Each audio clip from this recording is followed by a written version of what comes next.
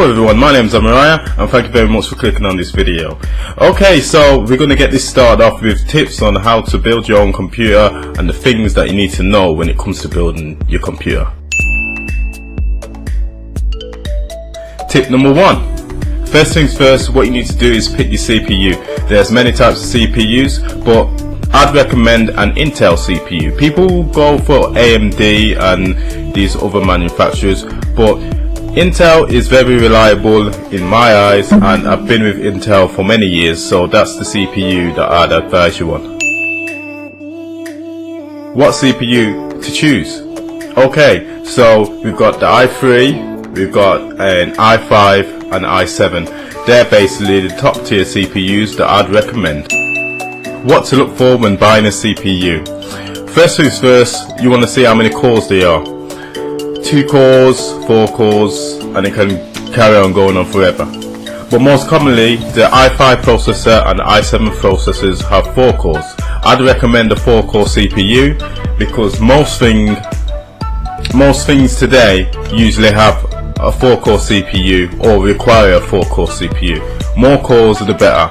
When it comes to gigahertz, if you're doing gaming, get 3 gigahertz or more. I'd recommend 3.4 gigahertz. If you go for 4 gigahertz, that is pretty much overkill, but at least you know you're covered for speed. 3 gigahertz or more, I'd recommend. Be aware that all CPUs have different types of sockets. Some CPUs have like a sort of kind of a range of products, for saying like the Skylake range, and then there's Kaby Lake range. It's basically the same CPUs but different generations. They'll have different sockets for different motherboards, so this is the reason why you should buy the CPU first and then look onto the motherboard. Because for example, you got CPU LGA so and so number, this CPU so and so number, so pay attention to the small detail on the CPU box, or either in the description of the CPU that you're purchasing. It will tell you the socket type, and that will help you with buying your motherboard.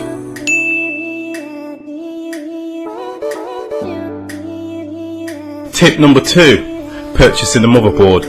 Okay, so there's different sizes of motherboards. You're probably not aware of this, or you may be aware of this. You've probably had a look around before this video, I don't know what you've been doing. Well, anyway, there's different types of motherboards. There's a standard ATX motherboard, micro ATX motherboard, and then there's a mini ITX motherboard.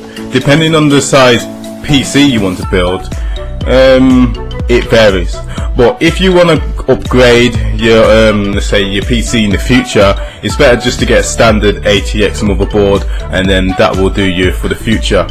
When picking a motherboard, there's many options. You could spend from £70 or $70 if you're American or anywhere else, to $300 to $500 or pounds.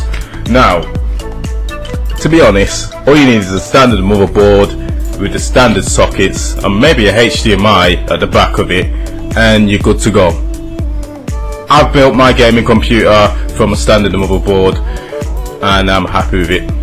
Now, I'm going to give you some advice on the good makes of motherboards, and I'd recommend an MSI motherboard. There's other gaming motherboards and stuff like that, but MSI pretty much are the world's best at making motherboards, so I'd recommend that. And plus they treat you very well when it comes to the customer service section. Tip number 3. What you need to know next is RAM, randomized memory, or I think they're starting to call it DIMM now. I don't know. I think unless that's just a different country or something like that. I don't know. But anyway, so for example, if you're just building a general computer, I know this one's about building a gaming computer, but if you're just building a standard computer, all you need is probably about 4 gigs of RAM.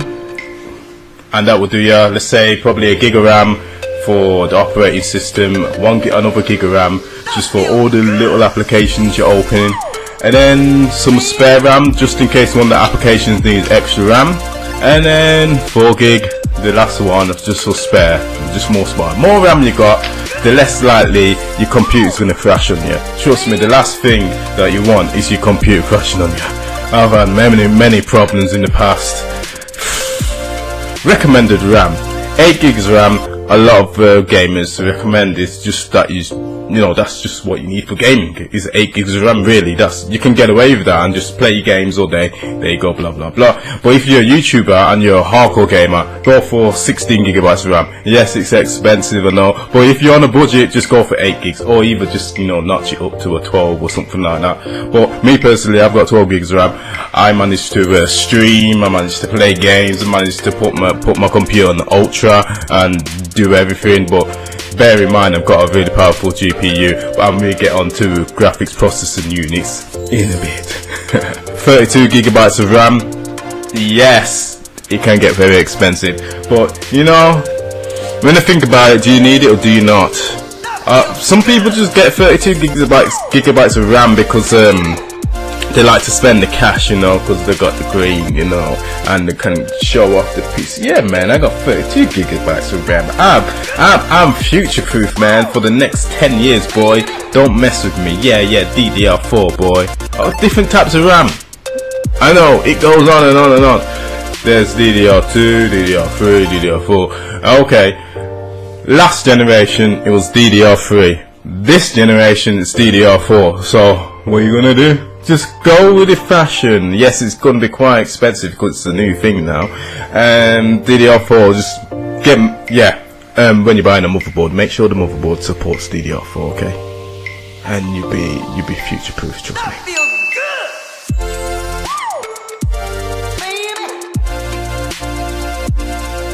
Tip number 4, GPU.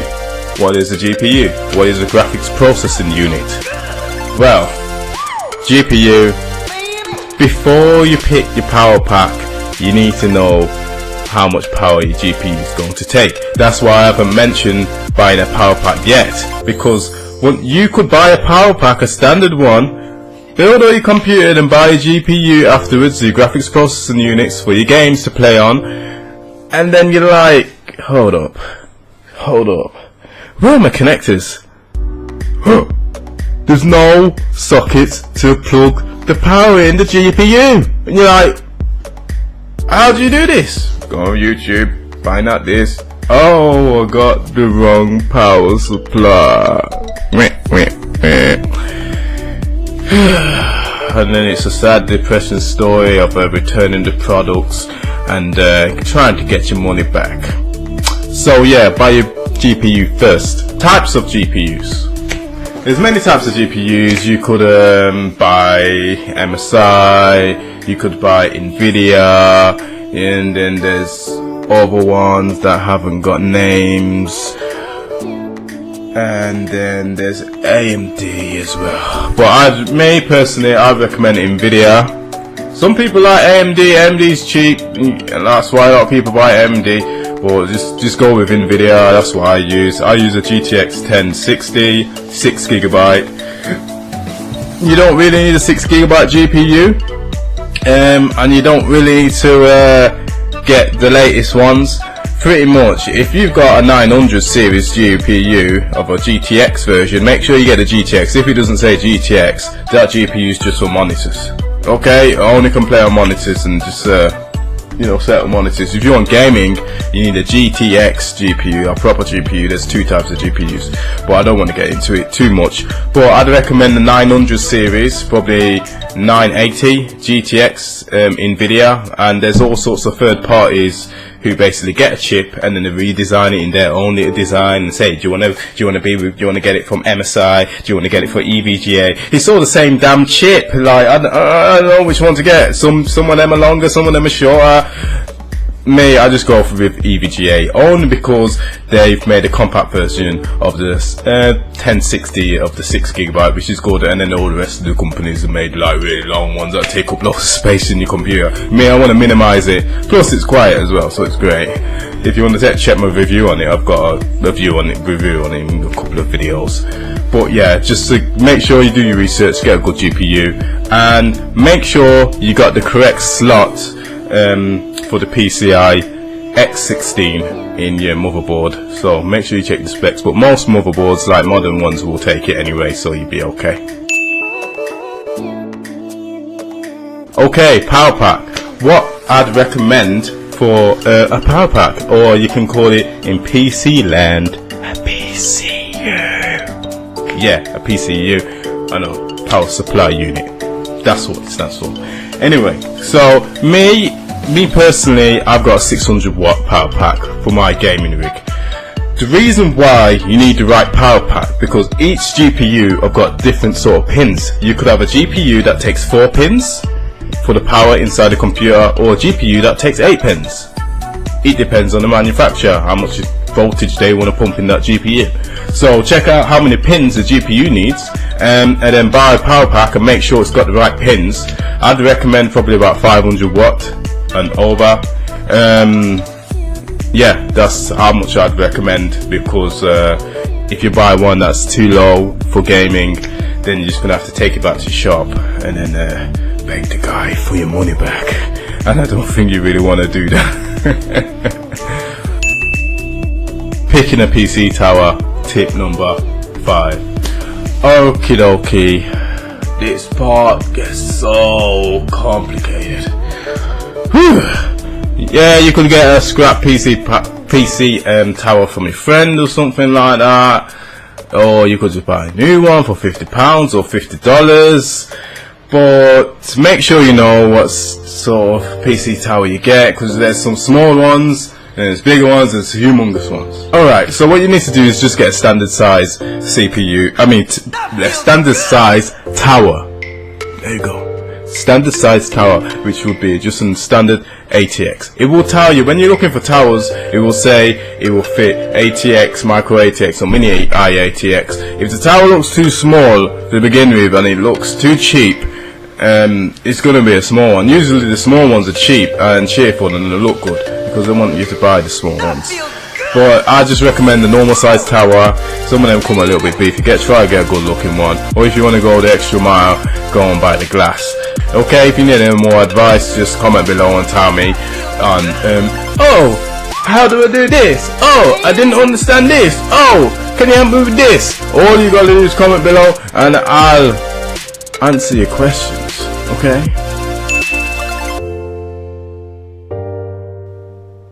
Hard drive. You can't forget your hard drive. Here's a 1TB hard drive here for what, £40? Yes, hard drives are getting really cheap now, so you can get a lot of data on hard drives now. So, you know, grab it while it's there, just get it and just store up all your data.